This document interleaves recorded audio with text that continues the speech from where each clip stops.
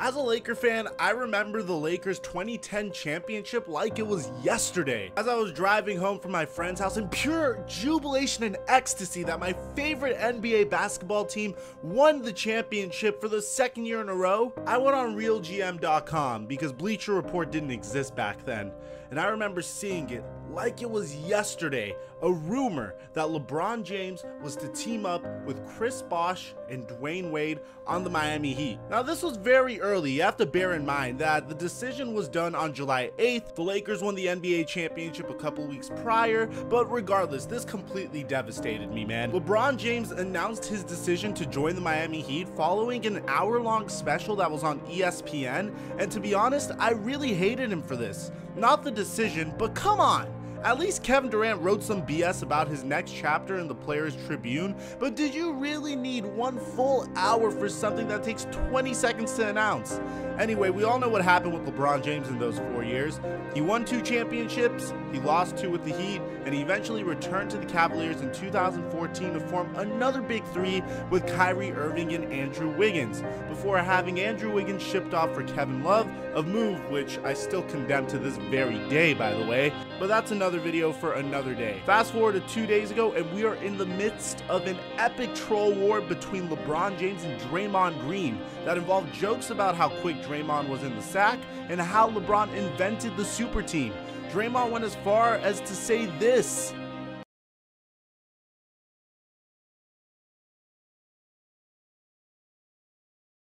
LeBron then came out yesterday and said, no, I mean, in 2003, the Lakers combined Karl Malone, Gary Payton, Shaq, and Kobe. In 1996, when Michael Jordan retired, the Rockets joined Charles Barkley, Hakeem Olajuwon, and Clyde Drexler all on the same team. I don't look at it as a super team. I definitely didn't start the super team. That's what he's trying to say, but I just feel that it's great that on the day you're celebrating your championship, my likeness and my name is in your head. I love that. Now, personally, I do have to disagree. Barkley and Drexler were in the twilight of their careers, and Olajuwon had been in the league for 13 years at that time. By the time they joined forces, no one was in their prime any longer. I view this more as ex-superstars who are now above average players join forces to compete for a championship. The 2004 Lakers were not even successful. They formed a super team with Gary Payton in the twilight of his career, Karl Malone in his last year. It didn't work out. That is way different than teaming up with 2 other All-Stars in your mid to late 20s, LeBron. Now, I don't hold LeBron against this career move.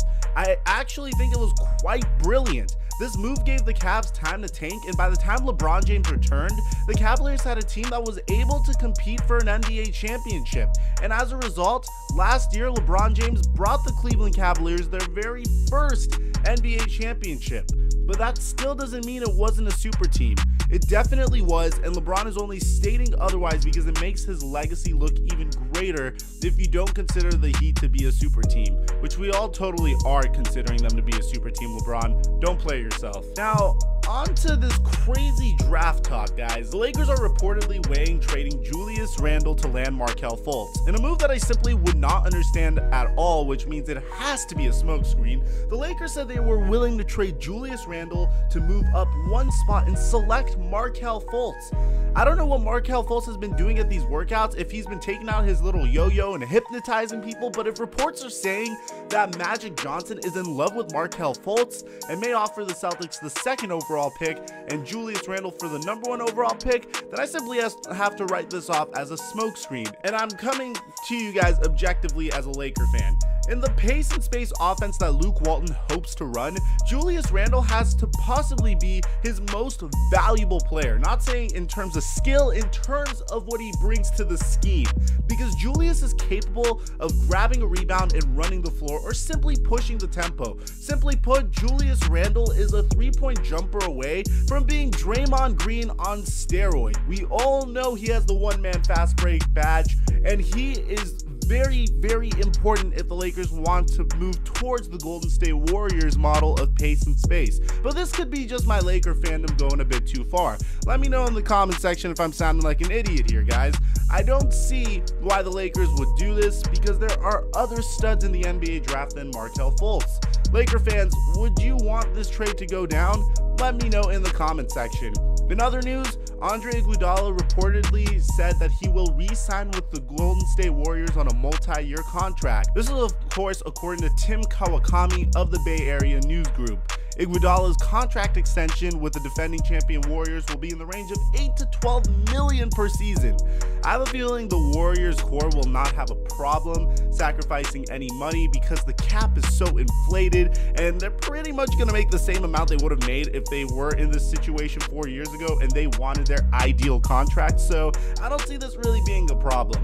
Now on to the biggest topic of the day, and this literally blew my mind, and I was kind of angry yesterday because when I uploaded my previous video, the news of Markelle Fultz and the 76ers just came out like that, and I was like, goodness, Mike, you missed it. But I'm really happy we could talk about this today, because yesterday we received a report from Mark Stein and Zach Lowe that Boston was engaged in serious talks with the Philadelphia 76ers about trading down from the #1 selection. The Sixers own the 3rd overall pick and have 4 picks in the 2nd round, starting at number 36. Shout out to you, Sam Hinkie. You know, trust the process, but that isn't all. The Boston Celtics are reportedly attempting to stockpile 1st-round picks in the 2017 NBA draft in an effort to land Chicago Bulls star Jimmy Butler. The Boston Celtics have been linked to Jimmy Butler since last year's draft and this past year's trade deadline. Adrian Wojnarowski reported the Bulls front office wasn't totally sold on the idea of going through a rebuild leading up to the deadline, and the Boston Celtics finished the regular season with the best record in the Eastern Conference before getting beaten by LeBron James and the Cleveland Cavaliers. Boston Celtic fans, I need your opinion in the comment section right now. Do you believe Jimmy Butler is the missing piece to getting an NBA championship? Will he be enough to hold off LeBron James and the Cleveland Cavaliers? Or do you think that they should keep their #1 overall pick and try to continuously build for the future? Give Markelle Fultz NBA playoff experience while he's a rookie, by the way, which that is invaluable, and just build organically with the assets they have. Meanwhile, the Philadelphia 76ers would be the one who would receive the #1 overall pick in this year's draft if this blockbuster trade was to happen, and would easily make the Sixers one of the scariest young teams in the NBA, boasting a starting lineup that included Joel Embiid, Dario Saric, Ben Simmons, and Markelle Fultz. Personally, I feel like Markelle Fultz is a perfect fit for the Philadelphia 76ers. Think about it. He doesn't need to dominate the ball. He could definitely play off the ball, let Ben Simmons run the offense. Sometimes when Ben Simmons needs someone to step up, boom, there's Markelle Fultz. Or maybe throw it in the post for Joel Embiid to do his nice little Hakeem Olajuwon-esque sexy post moves, man.